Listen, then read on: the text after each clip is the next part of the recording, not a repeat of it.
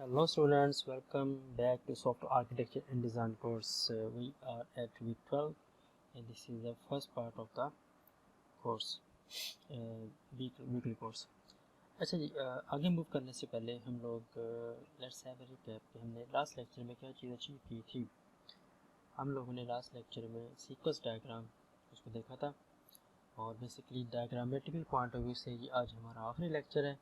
इसके बाद हम इन यूएमएल के पार्ट को भी गुड बाय कह देंगे और मूव करेंगे सॉलिड पैटर्न्स की तरफ। सीक्वेंस डायग्राम हमने देखा था कि ये कोलैबोरेशन डायग्राम का एक हिस्सा है। उसमें क्या था कि ऑब्जेक्ट्स टाइम सीक्वेंस के हवाले से आपस में जो कम्युनिकेट करते हैं, इंटरेक्ट करते हैं, और इनके बीच में जो इन बिटवीन जो चीज़ मूव करती है वो जी मैसेज का फ्लो है, मैसेज पासिंग है ऑब्जेक्ट्स के बीच में, और उनका सीक्वेंस है टाइम इवेंट्स के हवाले से। और हमने देखा था कि जो फ्रॉम लेफ़्ट टू राइट अगर हम मूव करें एक्स एक्सिस की तरफ तो हमें नज़र आती है ऑब्जेक्ट्स, क्लास भी हो सकती है, ऑब्जेक्ट एंड क्लास भी हो सकती है। और हमने देखा था कि टॉप से बॉटम की तरफ हमारे पास इवेंट्स मूव करते हैं। अच्छा इसके साथ साथ ऑब्जेक्ट्स थे, लाइफ लाइन क्या थी, सॉलिड लाइन इसमें क्या थी, डॉटेड लाइन्स क्या थी, मैसेजेस का जो फ्लो है उसको देखा था, मैसेजेस की टाइप्स देखी थी हमने, उसमें सिंक्रोनस मैसेज थे, एसिंक्रोनस मैसेजेस थे, क्रिएट का मैसेज था, डिस्ट्रॉय का मैसेज था। आई होप कि ये सब चीज़ें आपको क्लियर हो चुकी होंगी। फिर आखिर में हम लोगों ने फिर एक रियल एग्जांपल देखी थी, वहाँ पे हमने सीक्वेंस डायग्राम को यूज़ करते हुए एक जो म्यूज़िक प्लेयर है, जो इमोशनल बेस म्यूज़िक प्लेयर था, उस पर वर्किंग उसको देखी थी और उसके हमने सीक्वेंस डायग्राम डेवलप करके देखी थी। और मैंने बताया था कि सिस्टम के जो डायनामिक बिहेवियर है ये सबसे इंपॉर्टेंट बात है। जैसे एक्टिविटी डायग्राम है, ऐसे ही जो सीक्वेंस डायग्राम है, दोनों में ख़ास बात ये कि दोनों डायनामिक बिहेवियर सिस्टम का बताते हैं। These are not static. I hope कि चीज़ें क्लियर हो चुकी होंगी। अगर फिर भी कोई इशू है you are welcome to ask. आज हम बात करेंगे CRC मॉडलिंग की, वेरी इफेक्टिव टेक्निक। इसको हम क्लास रिस्पॉन्सिबिलिटी कोलैबोरेशन, बेसिकली ये इसका पूरा नाम है, क्लास रिस्पॉन्सिबिलिटी कोलैबोरेशन। आज हम इसको देखेंगे और इसकी कुछ डिटेल में जाएंगे। तो सबसे पहले तो ये है जी CRC आई कहाँ से। अगर आप देखें तो हमने कहा था कि डिज़ाइन एक आइटरेटिव प्रोसेस है। डिज़ाइन को हमने कहा था दैट मस्ट बी फ्लो, ये बिल्कुल फ्लो होना चाहिए, मैप होना चाहिए रिक्वायरमेंट के साथ। तो अब क्वेश्चन ये है कि हमें कहाँ पे चाहिए। फ़र्ज़ करें हम कहते हैं जी कि हमें डिज़ाइन लेवल पे कोलैबोरेशन करना, ठीक हो गया। अब जब डिज़ाइन पे कोलैबोरेट कर रहे होंगे ये तो लिंक अप हुआ रिक्वायरमेंट्स के साथ। तो अब क्वेश्चन ये कि हमें मेरे ख्याल में, मेरी अपनी परसेप्शन ये है कि डिज़ाइन और रिक्वायरमेंट दोनों लेवल पे हमें ब्रेनस्टॉर्मिंग चाहिए। कैसे चाहिए?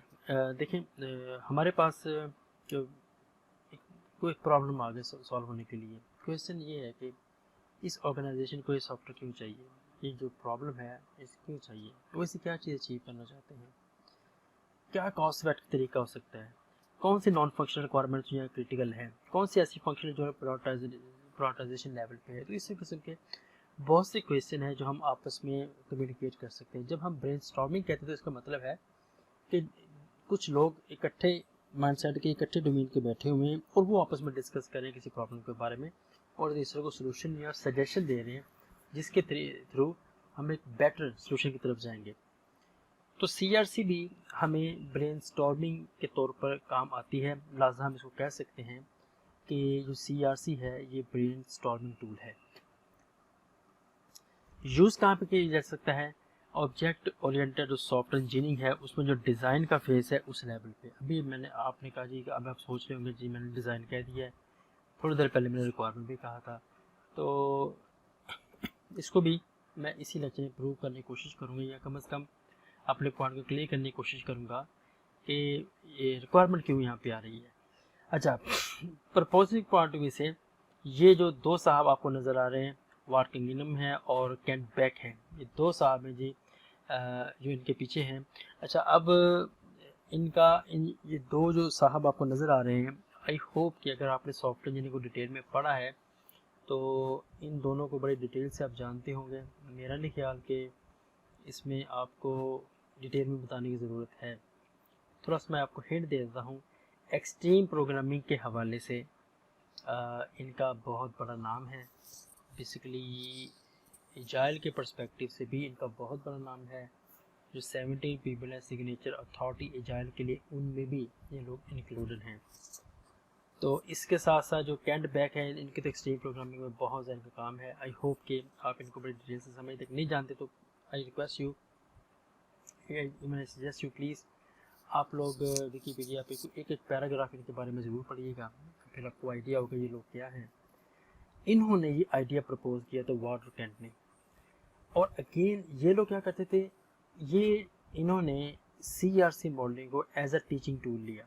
स्टूडेंट्स को या जिनके ये ट्रेनिंग करवाते थे उनके लिए एज अ ट्रेनिंग टूल लिया, और जिनके लिए टीचिंग के पॉइंट ऑफ व्यू से काम आया। और फिर ये बहुत, जैसे इवा जैकबसन साहब की एग्जांपल दी थी कि उनका जो यूज़ केस मॉडलिंग है वो बड़ी ज़्यादा फेमस हुई, तो इनका भी ये बहुत फेमस हुआ, इस तरह पॉपुलर हुआ कि जो एक्सपर्ट डिज़ाइनर्स थे उन्होंने भी इस चीज़ को यूज़ करना शुरू कर दिया। और फिर क्या हुआ, फिर ये एक्सट्रीम प्रोग्रामिंग के जितने भी सपोर्टर्स हैं उन्होंने इसको रिकमेंड कर दिया, तो ये इसके रिकमेंडेशन में आ गया, तो अभी इसका ये पार्ट बन चुका है एक्सट्रीम प्रोग्रामिंग का। तो इतनी बड़ी चीज़ है, मेरे ख्याल में इसने बहुत सी कम्प्लेक्स चीज़ों को बड़ी आसानी के साथ स्टूडेंट्स को कन्वे करने की कोशिश की। अब आप खुद भी देख लें, आप में से कुछ लोग जो डोमेन मॉडलिंग को मतलब एग्जाम जो क्लास डायग्राम है उसमें अपने आप को वीक फील करते हैं, तो इस डायग्राम के बाद, इनके यूजर्स के बाद, मेरा ख्याल करता है कि वो बड़े बहुत हद तक उनको ईजीनेस फील होगी इस पॉइंट ऑफ व्यू से। Excuse me. अच्छा, CRC में होगा क्या जी, CRC के अंदर इन्होंने जो एरिया है, एरिया किसका है, ये अपने कार्ड कह सकते हैं, आप एक पेज कह सकते हैं, आप एक कार्ड कह सकते हैं, सिंपल सा। उसके एरिया को फर्दर, उसके एरिया को तीन पार्टीशन में डिवाइड किया है। जो सबसे टॉप पे आपको पार्टीशन नज़र आ रही है उसमें होगा जी क्लास का नेम। जो आपको लेफ्ट पे पार्टीशन नज़र आ रही है इसे कहते हैं क्लास की रिस्पॉन्सिबिलिटीज़, और जो राइट साइड पे आपको नज़र आ रही है इसे कहते हैं जी कोलैबोरेटर्स। अच्छा, इनको एक्सप्लेन करने की कोशिश करता हूँ। क्लास नेम तो आपको पता, that must be singular, student, teacher, laptop. हम ये नहीं करते laptops, fans, multimedias, students, teachers, ऐसा नहीं है। स्टूडेंट, टीचर, सिंगुलर, ओके, हम यहाँ पे सिंगुलर ऑब्जेक्ट क्रिएट करते हैं। ये तो आपको क्लियर है, इसमें तो ऐसी कोई चीज़ नहीं है, किसी भी जो नाउन हमारा आता है वो क्लास नेम के पर्सपेक्टिव से आ जाता है। सेकंड चीज़ है कि रिस्पॉन्सिबिलिटी क्या है।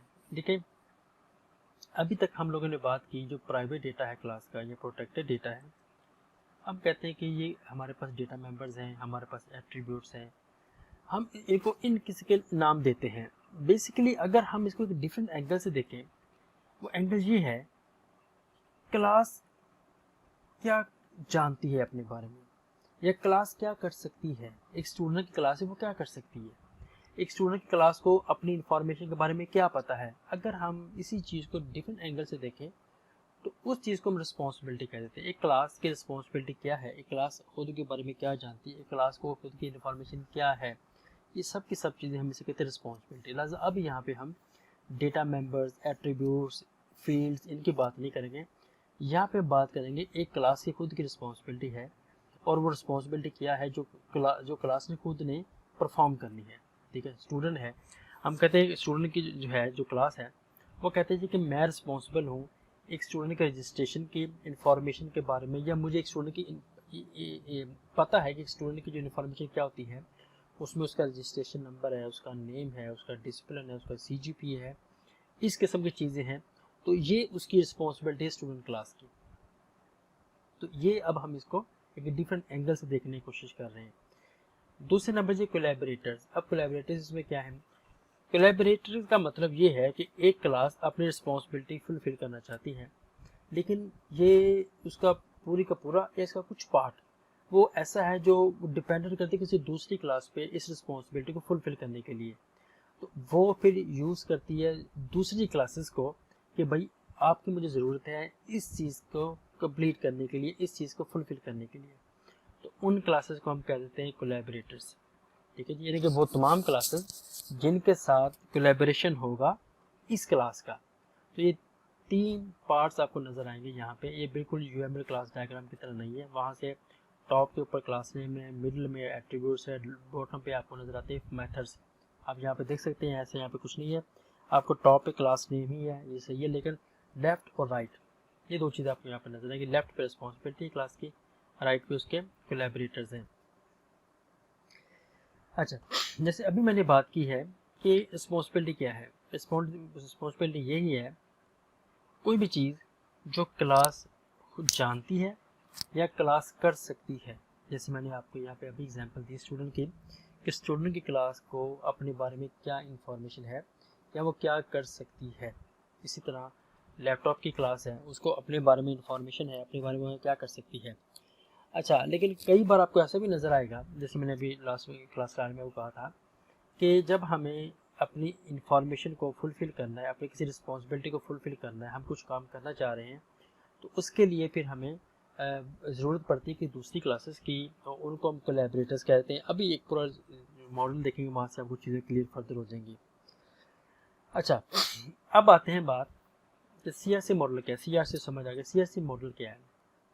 जब हम सारे प्ले कार्ड्स को, इन सारे कार्ड्स को जिसको हम CRC कहते हैं, एक टेबल पर रख देंगे, एक मीटिंग रूम में लेके आ जाएंगे और इस तरह से लेके आएंगे कि जिनका कम्युनिकेशन एक दूसरे के करीब है। एग्जांपल है स्टूडेंट और टीचर का जो कोलैबोरेशन एक दूसरे के साथ साथ है, तो स्टूडेंट का जो कार्ड है और जो टीचर का कार्ड है वो दोनों एक दूसरे के साथ आएंगे। इसी तरह कोर्स है, ये भी इनके साथ आएगा।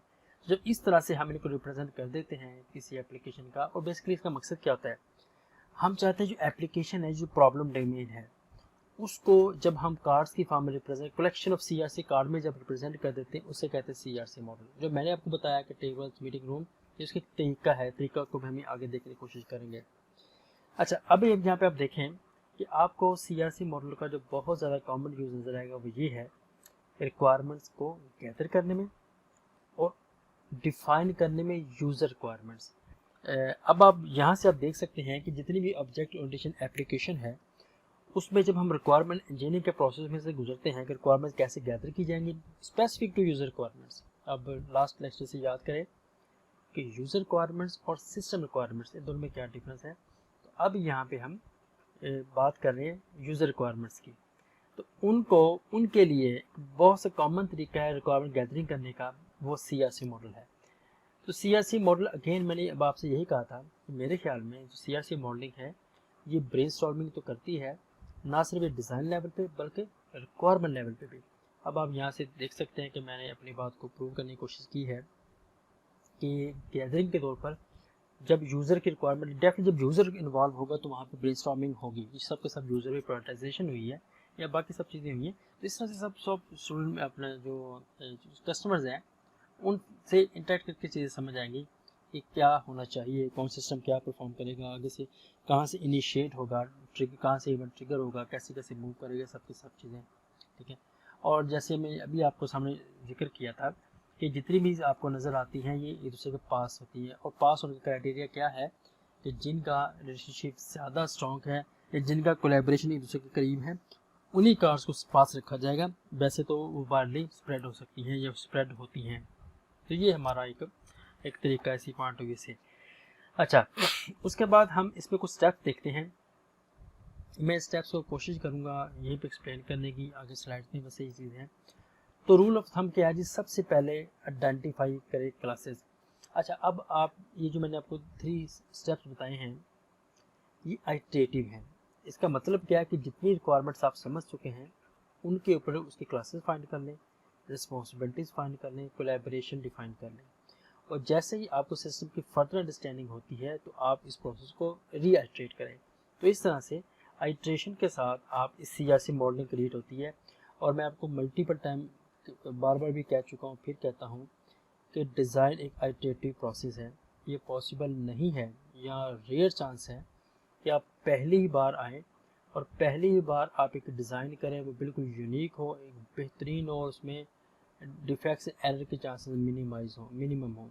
पॉसिबल नहीं है। तो एक्सपर्ट से एक्सपर्ट जो लोग हैं, जो डिज़ाइनर्स हैं, वो भी आइटरेटिव प्रोसेस से गुजर के ही डिज़ाइन एक अच्छे डिज़ाइन की तरफ जाते हैं। तो अब इसमें इन स्टेप्स को एक्सप्लेन करते हैं। तो सबसे पहले क्या जी, क्लासेस के सबसे पहले देखें इसमें क्लासेस कौन सी हैं। रिस्पॉन्सिबिलिटीज़ क्या क्या हैं और कोलैबोरेशन क्या की। तो शुरू करते हैं सबसे पहले क्लासेस।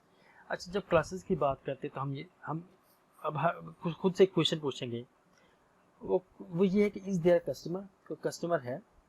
अब इसका मतलब क्या होगा, जब हम कस्टमर है तो इसका मतलब है कि is there any interaction with the system, मतलब कोई ऐसी चीज़ है, कोई ऐसा एक्टर है, कौन कौन से ऐसे एक्टर हैं जो कि इस सिस्टम से इंटरेक्ट करेंगे या एटलीस्ट इस सिस्टम का पार्ट होंगे, ये हम जानना चाहते हैं। अब हम ये क्यों जानना चाहते हैं, ये जो क्लासेस की इंफॉर्मेशन है हमें उस डोमेन की एंटिटीज़ के बारे में बताती है। और अच्छा, अब क्वेश्चन है कि उस डोमेन की एंटिटीज़ की इंपॉर्टेंस क्यों है।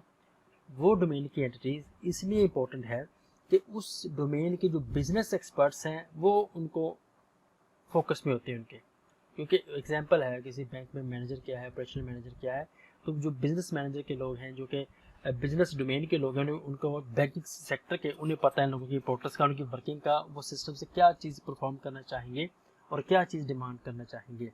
तो ये सब के सब चीज़ें हमारे पास है। अब हमारे क्लासेस कहाँ कहाँ से आ सकती है, ब्रेनस्टॉर्मिंग से आ सकती है, कस्टमर से आसपास आ सकती है, इम्पोर्टेंट इसमें हमारे पास है जो हमने प्रोटोटाइपिंग की है वहाँ से आ सकती है, और उसके बाद जो रिपोर्ट जनरेट होती है हमारा सिस्टम जो रिपोर्ट जनरेट करनी है वहाँ से आ सकती है। और रूल ऑफ थंब क्या है, चूँकि डिज़ाइन एक आइटरेटिव प्रोसेस है, तो हम यहाँ पे क्या करेंगे, मैक्सिमम या मिनिमम 3 to 5 मेन क्लासेस को लेके चलेंगे, उन्हीं की CRC होगी और उन्हीं के साथ आगे काम करेंगे। तो जब एक स्टेप में से गुजर गए तो फिर दूसरा step, third step, fourth step, until हम पूरी की पूरी एप्लीकेशन को मॉडल कर लेंगे। तो ये है जी तरीका क्लासेस को फाइंड करने का। दूसरा तरीका क्या था जी, अब एक क्लास खुद के बारे में क्या जानती है, एक क्लास को क्या कर सकती है, ये चीज़ें देखने के लिए हमें रिस्पॉन्सिबिलिटीज़ फाइंड करनी होगी, इन क्लासेस की रिस्पॉन्सिबिलिटीज़ फाइंड करनी होगी। तो रिस्पॉन्सिबिलिटीज़ फाइंड करने के लिए डेफिनेटली हमें चूँकि दो चीज़ें यहाँ पर रिक्वायर हैं, एक तो ये कि व्हाट क्लास नोज और what the class does. Again ये दो ही चीज़ें हैं जो मैं बार बार डिस्कस कर रहा हूँ कि क्लास क्या जानती है और क्लास क्या कर सकती है। इन दो चीज़ों के हवाले से हम आइडेंटिफाई करेंगे इनकी रिस्पॉन्सिबिलिटी। अगर हम लोग आइडेंटिफाई कर लें इस रिस्पॉन्सिबिलिटी को, तो फिर नेक्स्ट क्वेश्चन ये होगा कि ये कौन सी क्लास है जिसके साथ ये बिलोंग करती है। तो इस तरह से जब हम ये भी बिलोंग करने शुरू कर देंगे तो इस बिलोंगिंग से क्या बेनिफिट होगा, इस बिलोंगिंग से बेनिफिट ये होगा कि हम यहाँ से जनरेट कर सकेंगे कोलैबोरेशन के साथ, किस क्लास की कोलैबोरेशन के साथ होगी। और आखिर में जी कोलैबोरेटर। अच्छा, अब कोलैबोरेशन की ज़रूरत क्यों पड़ती है, दो जगह इसकी ज़रूरत पड़ती है। पहली चीज़ तो ये है कि एक क्लास है, उसको कुछ इन्फॉर्मेशन चाहिए लेकिन वो उसके पास नहीं है।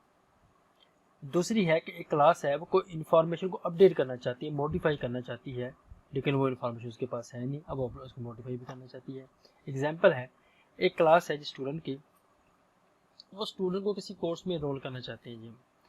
अब क्वेश्चन ये है कि क्लास को स्टूडेंट के बारे में तो पता है, अब क्लास को कोर्स के बारे में तो नहीं पता। अब कोर्स में स्टूडेंट को कैसे एनरोल किया होगा, या कोर्स की क्लास है वो अपने अंदर एक मेथड लिखती है कि एनरोल स्टूडेंट। अब स्टूडेंट वो एनरोल, उसको पता है कि एनरोल कैसे होगा, लेकिन स्टूडेंट कहाँ से आएगा, वो स्टूडेंट की क्लास को पता है। तो इस तरह से दोनों दूसरे पर डिपेंडेंट है एक दूसरे की रिस्पॉन्सिबिलिटी के लिए। तो इस तरह से इन दोनों क्लासेस को कम्युनिकेट करना पड़ेगा, कोलैबोरेट करना पड़ेगा, ताकि वो फंक्शनैलिटी को अचीव कर सकें। अच्छा, अब चूँकि एक जनरल से मेथड हो सकता है कि हम हर रिस्पॉन्सिबिलिटी दूसरे पे डालने की कोशिश करेंगे, तो अब यहाँ पे ये काम नहीं कर सकते। जो रिस्पॉन्सिबिलिटी क्लास है वो उसी को ही निभानी पड़ेगी। अगेन हम यहाँ पे जो सेपरेशन कंसर्न है, जिस क्लास का जो कंसर्न है उसको मीट करना होगा, हम उससे भाग नहीं सकते। और आखिर में है कि अगर कोई रिस्पॉन्सिबिलिटी रन टाइम पे ऐड करनी है तो यू कैन, आप कार्ड में जाकर उसको चेंज करें, अपडेट करें, मॉडिफाई करें। और अगर किसी भी कोलैबोरेशन चेंज करना है, you are welcome, no problem. तो इस तरह से हमें डायनामिकली सिस्टम को बहुत डिटेल से अंडरस्टैंडिंग में दे देती है कि, और ये हमें काफ़ी हद तक एक्सपीरियंस दे देती है सब चीज़ों का। उसके बाद ये है कि अब हम ज़रा एक छोटी सी एग्जाम्पल करने की कोशिश करते हैं ऑर्डर प्रोसेसिंग सिस्टम की। तो उसके अंदर हम लेके आएंगे इन जो क्लासेस हैं, इन क्लासेस के आपस में कम्युनिकेशन। अब आप देखें, एक इन्वेंट्री आइटम की क्लास है, अब यहाँ से आपको नज़र आ रही है इन्वेंट्री आइटम की क्लास। अब इसके लेफ़्ट के ऊपर आपको नज़र आ रहा है item number, name, description, unit price, and give price या गिवन प्राइस। इन्वेंटरी की क्लास के जो अपने बारे में जानती है, ये जो वो काम कर सकती है बट इट डज, वो ये है कि आइटम नंबर स्टोर कर सकती है, नेम स्टोर कर सकती है, डिस्क्रिप्शन है, यूनिट प्राइस है, गिवन प्राइस है। अब इसकी जो राइट साइड आपको नज़र आ रही है वो खाली है। What it does it mean, इसका मतलब ये है कि इन्वेंट्री आइटम को अपनी फंक्शनैलिटी फुलफिल करने के लिए, अपनी रिस्पॉन्सिबिलिटी फुलफिल करने के लिए किसी क्लास के साथ कोलैबोरेशन की ज़रूरत नहीं है। हाँ, कोई और क्लास इसको ज़रूरत यूज़ करना चाहे तो वेलकम, लेकिन इस क्लास को अपनी वर्किंग के लिए, अपने इल्म के लिए, अपनी नॉलेज के लिए, अपने जो उसने काम करे उसके लिए किसी की ज़रूरत नहीं है। इसलिए इसकी राइट साइड आपको यहाँ पे एम्प्टी नज़र आ रही है। दूसरे नंबर पर हमें क्लास नज़र आ रही है जो है ऑर्डर आइटम की। अब इसमें क्या है, एक ऑर्डर आइटम जो क्लास है वो अपने बारे में जो जानती है वो ये है कि क्वांटिटी क्या है उस ऑर्डर की, और वो इन्वेंट्री की आइटम है, और वो उसका टोटल कैलकुलेशन, ये तीन चीज़ें वो अपने बारे में जानती है ऑर्डर आइटम की क्लास। और इम्पोर्टेंट बात ये है कि ऑर्डर आइटम की क्लास उस वक्त तक वर्किंग परफॉर्म नहीं कर सकती जब तक इसको इन्वेंट्री आइटम वाली चीज़ नज़र ना आए, मतलब जब से उसके साथ कोलैबोरेट ना कर ले। तो रूल ऑफ थंब क्या हुआ, ऑर्डर आइटम को अपनी वर्किंग के लिए ज़रूरत पड़ेगी इन्वेंट्री आइटम की। ठीक हो गया जी। अच्छा जी, इसके बाद फिर हम फर्दर मूव करते हैं। जो थर्ड हमारे पास क्लास आती है वो जी सर्विस और एड्रेस की। तो उसमें एड्रेस में स्ट्रीट है, सिटी है, स्टेट है, जिप है, प्रिंट लेबल है। अगेन ये क्लास की इंफॉर्मेशन जो रिटेन करना चाहती है वो ये है। अगेन एड्रेस की क्लास को अपनी वर्किंग के लिए किसी दूसरी क्लास की ज़रूरत नहीं है, लिहाजा उसने इसका जो राइट वाला कॉर्नर, राइट वाला एरिया उसको एम्प्टी छोड़ दिया है। अब आगे मूव करते हैं ऑर्डर की क्लास।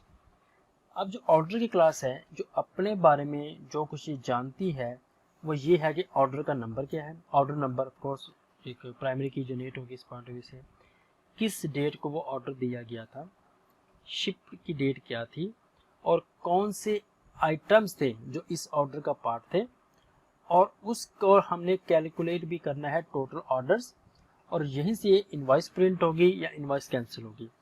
अब आप यहाँ से देखिए कि ये चीज़ बता रही है कि ऑर्डर को अपनी वर्किंग के लिए ऑर्डर आइटम चाहिए। जैसे यहाँ पे आप देख सकते हैं कि ऑर्डर आइटम जो इसको हमने आइडिया दिया, लिहाजा ये यहाँ पे ऑर्डर आइटम को भी यूज़ करेगी। और दूसरे नंबर पर चूंकि इसने वो जो काम करना था कैलकुलेट टोटल का, तो वो हमारे पास ऑर्डर आइटम में से है तो वहाँ से लेके आ जाएगा। और दूसरे नंबर पर ये भी देख रही है कि इसने जो शिपमेंट करनी है वो ऑफकोर्स किसी न किसी कस्टमर को होगी, तो इसको कस्टमर के साथ कोलैबोरेट भी करना पड़ेगा। तो अब इसका मतलब ये हुआ है जो ऑर्डर की क्लास है वो ऑर्डर आइटम के साथ कोलैबोरेट करेगी। I hope you got the point. अब जो फिफ्थ क्लास में इसमें नज़र आ रही है वो है जी कस्टमर की। अब जो कस्टमर की क्लास है उसमें कस्टमर अपने बारे में, जो कस्टमर क्लास की जो रिस्पॉन्सिबिलिटी है, जो ये काम कर सकती है, जो जिसको नॉलेज है, कस्टमर का नेम क्या है, उसका फ़ोन नंबर क्या है, कस्टमर नंबर क्या है जो ऑफ कोर्स उसको डेटाबेस में डिज़ाइन किया होगा, मेक ऑर्डर है, कैंसिल ऑर्डर है, मेक पेमेंट है। अब यहाँ से हमें दो चीज़ नज़र आ रही हैं। एक तो कस्टमर जो दे रहा है ऑर्डर, ऑर्डरिंग के पॉइंट ऑफ व्यू से आपको यहाँ पे एक ऑर्डर की क्लास के साथ एसोसिएट करना है, और उसके बाद जो आपके पास ये कस्टमर है डेफिनेटली इसका कोई ना कोई, जैसे name, phone number, customer number है या नेम, फ़ोन नंबर, ये बाकी जो चीज़ें हैं वो एड्रेस में से आएंगी, लिहाजा हम इसके कहते हैं यहाँ पे इसका एड्रेस है। तो अब इसका मतलब क्या हुआ है कि जो कस्टमर है ये अपनी वर्किंग के लिए इसे कोलैबोरेट करना पड़ेगा, नंबर एक तो ऑर्डर की क्लास के साथ, और दूसरे नंबर पर इसको कोलैबोरेट करना पड़ेगा सर्फस की क्लास के साथ। तो ये जो चीज़ अब आपको नज़र आ रही है। अब आप देखो यहाँ पे CRC के बेनिफिट क्या हुआ। CRC मॉडलिंग का हमें सबसे बड़ा बेनिफिट ये हुआ कि अब हम वो टेक्निकल किस्म की जो चीज़ें हैं ना, जैसे UML का पार्ट एग्जांपल है, वो जो हम इनहेरिटेंस करते हैं इज़ आर रिलेशनशिप, उसमें हम टेक्निकली देखते हैं कि बेस क्लास कौन सी है, ड्राइव क्लास कौन सी है, कौन सी चीज़ें हैं जो ड्राइव होंगी। इस तरह से कंपोजिशन, एग्रीगेशन, एसोसिएशन, इन सब के हमें जो टेक्निकल सिंबल्स हैं, टेक्निकलिटी जो नज़र आती है वहाँ पे आपको, यहाँ पे वो चीज़ नज़र नहीं आएगी। बिल्कुल सिंपल तरीके से एक मॉडल क्रिएट किया है। यहाँ पे आपको ऐसे वो भी ज़रूरत नहीं है कि भाई के बीच में एक और किसी को कंटेन करे, ऐसी चीज़ें भी नहीं है। तो बिल्कुल सिंपल तरीके से एक चीज़ को अंडरस्टैंड करवाने की कोशिश की है। ये बात के बाद देखेंगे कौन क्या कर रहा है, कि कहाँ का एसोसिएशन है, जब हम इसको ऑब्जेक्ट ओरिएंटेशन में से डिज़ाइन में से गुजारेंगे। फिलहाल यहाँ से इस एक चीज़ के साथ ब्रेनस्टॉर्मिंग कर सकते हैं, रिक्वायरमेंट्स के साथ भी, डिज़ाइन के साथ भी अंडरस्टैंड कर सकते हैं। बिजनेस जो डोमेन एक्सपर्ट्स हैं, फैसिलिटेटर्स हैं, सब्सक्राइब हैं और बहुत से लोग हैं जो कि इस डोमेन में आते हैं, वो यहाँ से देखिए आपस में ब्रेनस्टॉर्मिंग कर सकते हैं, सोल्यूशन बेटर कर सकते हैं और ये सब के सब चीज़ें हम इम्प्रूव कर सकते हैं। पॉसिबल है रन टाइम में हमें रिस्पॉन्सिबिलिटी में अपडेट करना है, you are welcome. Collaboration update करनी है, हम कर सकते हैं। कोई नई क्लास ऐड करनी है, तो कोई इसमें ऐसी कोई टेक्निकल चीज़ नहीं है कि जिसकी वजह से एक नई क्लास ऐड करने से एग्जिस्टिंग सिस्टम में इफेक्शन आ जाएगा, इफेक्ट हो जाएगी, ऐसी चीज़ भी आपको नज़र नहीं आती। तो ये एक बेहतरीन एग्जांपल है CRC मॉडलिंग को। तो यही मैंने कहा था, क्या में से अक्सर लोग जो फील करते हैं तो वो डायरेक्ट क्लास डायग्राम नहीं डेवलप कर सकते, तो वो लोग पहले CRC कंप्लीट कर लें, उसकी CRC डेवलप कर लें, CRC के बाद डिसाइड कर लें कहाँ पे इनहेरिटेंस चाहिए, कहाँ पे एसोसिएशन, कहाँ पे aggregation. I am damn sure ये चीज़ बड़ी आपके लिए आसान हो जाएगी। इसका मैं आपको आज टास्क भी सॉल्व करने की कोशिश करेंगे, उसका मैं सोल्यूशन तो आपको नहीं दूंगा, लेकिन आपने एज एन होमवर्क असाइनमेंट देखिएगा, नॉन ग्रेडेड, बस इसका ग्रेड नहीं होगा, आपने अपने पॉइंट ऑफ व्यू से इसको सॉल्व करने की कोशिश करनी है और देखना है कि ये आप इसको कहाँ किस हद तक आप इसको कंप्लीट कर पाए हैं। अच्छा जी, आगे CRC मॉडलिंग ये आप देख सकते हैं। तो आपको यहाँ पे CRC के एक आपको नज़र आएगा कार्ड, उसके फ्रंट और बैक दो साइड्स होंगी। तो ये जो पहला आपको हिस्सा नज़र आ रहा है यहाँ से लेकर यहाँ तक का, ये उसका फ्रंट का पार्ट है और यहाँ से लेकर यहाँ तक आपको इसकी बैक का पार्ट नज़र आएगा जी। अच्छा, फ्रंट पे आप देखें तो सबसे पहले जी आपको नजर आए क्लास का name, that is patient ID, class ID आप सिंपल आपको पता है, और ये डोमेन क्लास है, कंक्रीट क्लास है, वहाँ पता नहीं थोड़ी सी हमें आपको डिस्क्रिप्शन बता दी जाती है, and individual that needs to receive और हैज रिसीव मेडिकल अटेंशन। ठीक है, अब इसकी रिस्पॉन्सिबिलिटी दिखे क्या हो सकती है, क्लास क्या कर सकती है, इसी क्लास की रिस्पॉन्सिबिलिटी क्या है। अपॉइंटमेंट हो सकती है, calculate last visit, status change कर सकती है, मेडिकल हिस्ट्री क्या उसकी ये बता सकती है। और इस क्लास को अपनी वर्किंग करने के लिए अपॉइंटमेंट की क्लास और मेडिकल हिस्ट्री की क्लास, इनके साथ कोलैबोरेट करना होगा, तो ये काम करेगी बड़ी बेहतरीन तरीके से। अब आप एक और चीज़ यहाँ पे नोट करें, यहाँ पे चीज़ें हमें एब्स्ट्रैक्ट लेवल पर नज़र आ रही हैं। अगर आप देखें एब्स्ट्रैक्शन क्या है, एब्स्ट्रैक्शन में हम दो किस्म के एब्स्ट्रैक्शन को डिटेल में जानते हैं। वैसे तो 7 इसके लेयर्स हैं, वैसे कोहेजन की 7 लेयर्स हैं। फिलहाल आप समझे एब्स्ट्रैक्शन को 2 लेवल पे हम देखते हैं। पहला लेयर हमारे पास है कि फंक्शनल एब्स्ट्रैक्शन क्या है, और दूसरे नंबर पे हम इसकी डेटा एब्स्ट्रैक्शन की बात करते हैं।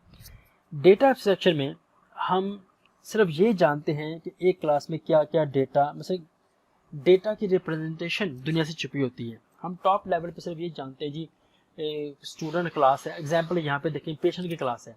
अब पेशेंट की क्लास में make appointment, calculate last visit, change status, provide medical history, ये वेरिएबल्स कह लें, ये डेटा टाइप वेरिएबल्स कह लें इसको या।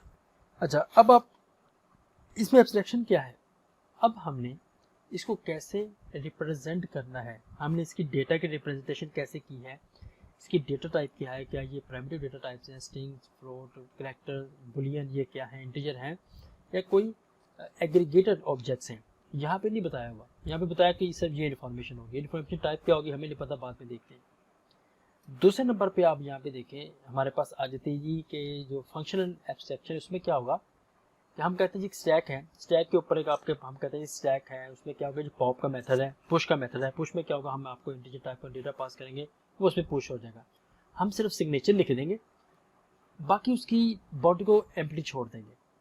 मतलब कि जब हम इसको इम्प्लीमेंट करेंगे उस वक्त देख लेंगे कि कौन सी डेटा टाइप आएगी, कैसे उसमें स्टोर की जाएगी। फिलहाल आप ये समझे इसमें एक मेथड आएगा पुश का, उसको एक आर्गूमेंट पास किया जाएगा, वो आर्गूमेंट में पुश हो जाएगा, कैसे होगा ये बात की बात है।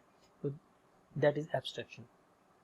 तो आपको देखेगा कि यहाँ पे एब्स्ट्रैक्शन लेवल पे चीज़ों को देखा जा रहा है, ना कि डिटेल लेवल पे। तो एब्स्ट्रैक्शन से हमारे पास सिस्टम में क्या बेनिफिट होगा, कम्प्लेक्सिटी कम होगी। इस कम्प्लेक्सिटी कम होने की वजह से हम सिस्टम को एक अच्छे तरीके से डिज़ाइन कर सकते हैं, अच्छे तरीके से हम इसको अंडरस्टैंड कर सकते हैं। तो ये बेनिफिट हमें मिल जाता है जब हम CRC मॉडलिंग की बात करते हैं। बैक साइड पे आप देखें तो आपको इसके एट्रीब्यूट्स नजर आएंगे। अब हमने थोड़ा सा इसको डिटेल में जानने की कोशिश की है, और अगर फर्ज करें आप ये नहीं जाते, अब इसकी बेसिकली ये जो आपको टॉप वाला पार्ट नजर आ रहा है, ये है बेसिकली हमारे पास ब्रेनस्टॉर्मिंग वाला पार्ट। जो इसका बैक पार्ट है ये है ऑब्जेक्ट ओरिएंटेशन डिज़ाइन वाला पार्ट। उसमें क्या होगा, उसमें हमें ये आइडेंटिफाई करें इसमें एट्रीब्यूट्स कौन से हैं, अमाउंट है, इंश्योरेंस कैरियर है। अब साथ ही गौर कीजिएगा रिलेशनशिप भी इसमें बताए जा रहे हैं, अगेन ड्रॉ नहीं किए जा रहे।